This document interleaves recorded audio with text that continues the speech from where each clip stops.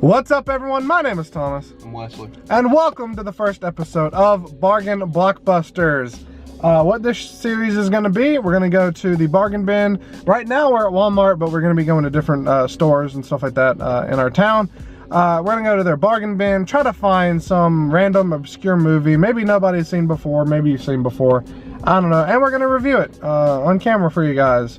We're going to try to get these out once a week, whatever day this is uploaded on. That's probably going to be the day that it's going to be uploaded on. Hopefully we'll be able to make these kind of quick for you and just quick little reviews at the end. Are you excited, Wesley? I am excited. What do you think we might be able to find today? Movie probably. Yeah, probably. It's currently Tuesday, the day that we were filming this, so new movies have been out.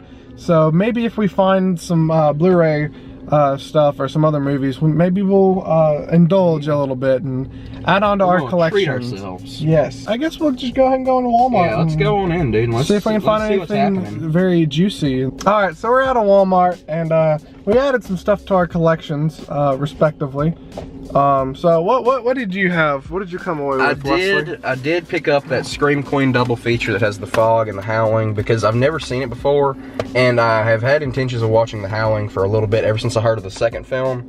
And then I saw The Fog, which it's a John Carpenter film. You can't go wrong with John Carpenter. I love him. Loved the first Halloween movie. Like I said, great director. And I also picked up John Wick on Blu-ray for $10, which I've been meaning to watch John Wick for at least a year now. Yeah, I want to watch that in the second one too. But watch it together. Yeah, we could watch it together, and maybe we do a video about that. Who knows? But as of right now, I got John Wick on Blu-ray. I've heard a lot of good things. And yeah, that's what I got. I got the Scream Queen. $18 total. Yeah, just under $20. Scream Queen double feature and John Wick. That's all I got. So I only picked up one movie from my personal collection, and it is The Theory of Everything. It's about Stephen Hawking. Rest in peace. He just recently passed away. This is about him. It's got Eddie Redmayne in it and Felicity Jones. I don't know who she is or what she's been in. Aside from this, it does kind of sound familiar. I don't know. I've been wanting to see this for a little bit, and especially since the good old man just recently passed away, I figured, hey, why not? Be a good, just to see kind of how his life was. He was a cool dude. So, are you ready for the big reveal, Wesley? I'm ready. What are we doing? That's the question. That is the question. Drum roll, please. Let's go drum roll fast because we're burning our butts off. Yes, we are going to be reviewing Cell. That movie right there. John Cusack, Samuel L. Jackson. Who's this directed by? This is Stephen King screenplay. Directed by Todd Williams. Never heard of this movie before. Neither have I. Apparently it's not very highly thought of. Yeah, we checked on IMDb. I think Metascore was like 38. Yeah. And user reviews were like 4.3. So. Yeah, so we're gonna see if it's any good. See what they think is wrong. What we think about it. Pick it, dissect it a little bit. Yeah, we've never heard of it. Never. So figured may as well. Maybe it'll be obscure enough for you guys. So let's hop on in and let's see what we got. All right, so we are back home and we just got done watching Cell, as you can see.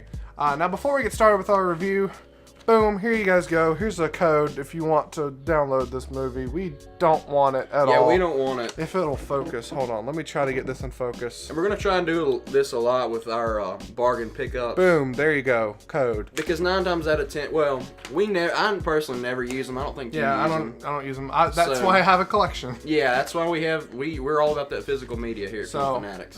If you're early, you'll get to enjoy that code if you want it. You probably won't enjoy this movie though. Yeah. Why you'd want it, no one knows. Yeah. So this is based off of a Stephen King novel. Didn't know this was a Stephen King novel. And for good reason. So this stars John Cusack, Samuel L. Jackson. Let me check IMDb. Who else? Isabella Furman, who also did Orphan. Ethan Andrew Casto. A bunch of people you don't really know. And including some dude that looked like Bill Murray in some angles. Who else did we say? Phil Swift and Ron Jeremy. We'll try to pull up his picture. Yeah, it was quite entertaining. Splice some stuff together there. So basically, the premise of this movie, you've got John Cusack's character, Clay Riddell. Clay Riddell. Yeah. He flies into an airport and he just gets off his flight. He's on the phone with his family, and then suddenly people are going crazy and everybody starts eating. Yeah, and cell phones are making like some weird noise, and so everybody turns into a zombie. And then Clay Riddle meets Tom McCourt, Samuel L. Jackson's character, and they try to survive, and they meet people along the way, and this and that. It's a pretty average zombie movie. I mean, like average story itself. The story is pretty average. Yeah, the story. It just kind of throws something It's very a little lacking. bit different. Very, very lacking.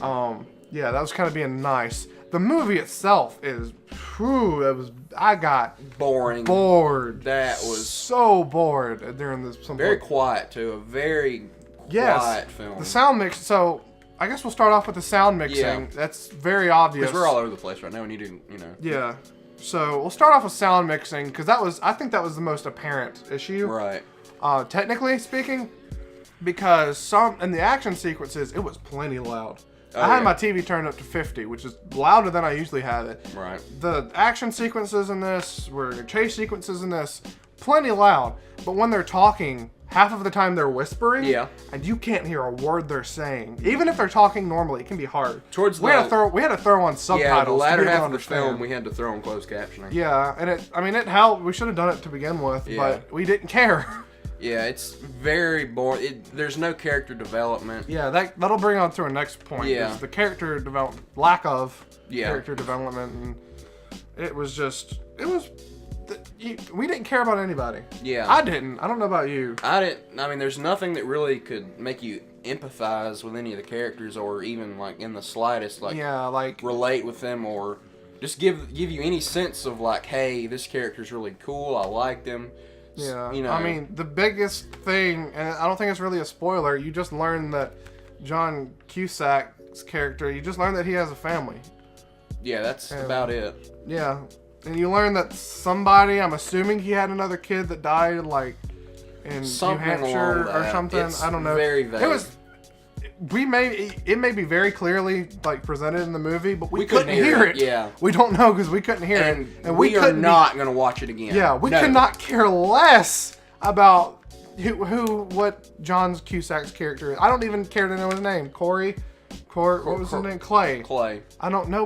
We don't care. I guess we move on to acting now. Yeah, I was gonna say the next. The only person who even like slightly cared was John Cusack. Probably because he was the producer and he had money in it. Yeah. And there was like one kid that you could kind of tell that he was trying to, get some of his acting career out, but he's still a kid. And Samuel L. Jackson. Oh, so as you can see, I don't know how they got Samuel L. Jackson in on this. I guess maybe John Cusack and Samuel L. Jackson know each other. Maybe they do now. Yeah, John Cusack probably had like a contact for him or something. Samuel L. Jackson owed him a favor. That's what it was. Yeah, or the same agent or something. Samuel L. Jackson could not care less about this movie. He did not want to be there. It was obvious. He is an award-winning actor. You've seen him in Pulp Fiction, every Tarantino movie, just about. Yeah, and he was incredible in all of them. All of them. He adds so much emotion, so much character into this. He's here for the paycheck in this one, and it shows. I don't know how he agreed to do this, why he agreed to do it. If he wants more money, I don't know. I feel bad for the man. Only time I've heard Samuel L. Jackson quote the Bible, I've heard him quote the Bible in 2 movies. Pulp Fiction, it was incredible. Iconic, even. Yes. This movie, it is boring, and he's so pointless, monotone. And it doesn't add anything to the story. 90% of this film was exposition. Yeah, and they just explain everything. It was just boring when they try to explain everything away. Yeah. They expect you to be stupid, I guess. The audience that's watching this to be dumb. Because something will happen, and I was like, oh, they're doing that for, I was assuming, using my brain like a human being. And then they just explain it, like, exactly after, like, exactly what I'm saying. Like, yeah, we know. Who directed this? Todd Williams. Williams, not Howard. Stephen King wrote the screenplay for this, by the way. Stephen King, I thought you were good. The production wasn't... It looked bad. The CGI was... absolutely horrendous. Yeah. But other than that, it wasn't the worst. Fine. I mean, it looked independent at least. Yeah, they used practical effects for the makeup, and I mean, they weren't like Walking Dead level, but they were there. Right. They were passable, fine. I don't know why it was made. It looks like a B. It is a B movie. I'd say it's a C movie. Yeah. It's not good. I wouldn't recommend this. We got this for about $8. Is this worth it? What would you? What would you say? Yeah. So I think, how much would you pay? What we're going to be answering here is, what would we pay to watch this movie again? If we had to watch it. Yeah, again, what would we pay to see it? I'd torrent it. And not even then, I would have to be like paid to watch this movie. It was just boring. There's nothing worse than a boring movie. At the most, I'd pay $0.25. I'd pay a penny. Yeah, because... If I had to answer, I'd pay a penny. Well, it was just... I gave this movie a 3 out of 10. Yes, I also gave it a 3 out of 10. Yeah, because, I mean, it's... It's a big letdown. Yeah, I gave it a 3, not a 1, just because, I mean, it's a cohesive movie. It, you know, you can tell the story from it, but it had a lot of flaws, and it was boring. And that's the #1 sin of a movie, I think, is that it's boring. Right. Because movies are supposed to be entertaining, and this was not entertaining. What would you rate it? 3 out of 10. Just the same. Yeah. It was boring, drawn out. There's a lot of films that I love that are kind of drawn out, so to speak. So like The Godfather, Forrest Gump. There's no action or anything, but you feel for these characters. You love them. You grow with them almost. Because there's character development. Yeah, exactly. They develop as characters, and you start to empathize with them. You start to relate with them. They learn things. Yes, you learn things with them. It's like a journey you go on with the characters. Yeah, but what did these characters learn? Absolutely nothing. Yeah, like, I'm not going to spoil the movie, but he learned something, and it was like coming a mile away. Yeah. As soon as the movie starts, and as soon as they show you something, you know, hey, that's going to happen. We're trying not to spoil it in case you actually do want to watch it for some reason. But if you have an hour and a half that you really don't want to live, that you just kind of want to put something on in the background and just not have to pay attention to it. Yeah. That's all it's good for, background noise. Yeah, pretty much. So, yeah, 3 out of 10. So, not worth it. Not worth the $8 we paid for it. Thumbs down. Thumbs down. Every negative emotion we can provide. Not a fun film. Didn't like it. Yeah, so I guess we'll see you guys next time. We're probably going to go to a different store, try to find something in a bargain bin or something somewhere. If you guys have any stores that you guys know of that have like really amazing bargain bins or really cheap selection of movies, let us know down in the comments below. We have to check them out. Yeah, we'll have to check them out, see if we got any in our area. Hopefully we do, because we live in the middle of nowhere, pretty much. We've got a few selection of stores, but not very many. We have to drive 30 minutes to our nearest Target and Best Buy, if that tells you anything. Or actually almost 45. Oh, yeah. About 45 minutes. So, we don't have a lot. So, but we'll try to do whatever you guys say. We make do. We make do. Yeah, if you guys have any like recommendations for other movies we should watch, let us know. We're just trying to review movies at this point. Yep. We have several ideas for some series we're going to do, and we will explain that. Or actually, we've already explained it in our other video that we have not yet recorded. Yeah, that one. Yeah. Inception. Back to the Future. Woo! Yeah. So, thank you guys so much for watching this video. If you like it, give it a like. If you don't like it, then dislike it. Okay. I mean, if you don't like this series, let us know. Well, what do you think about this series? Do you guys want it to continue? Do you think it's something creative? Let us know. My name is Thomas. I'm Wesley. And thank you guys for watching. Take care, y'all.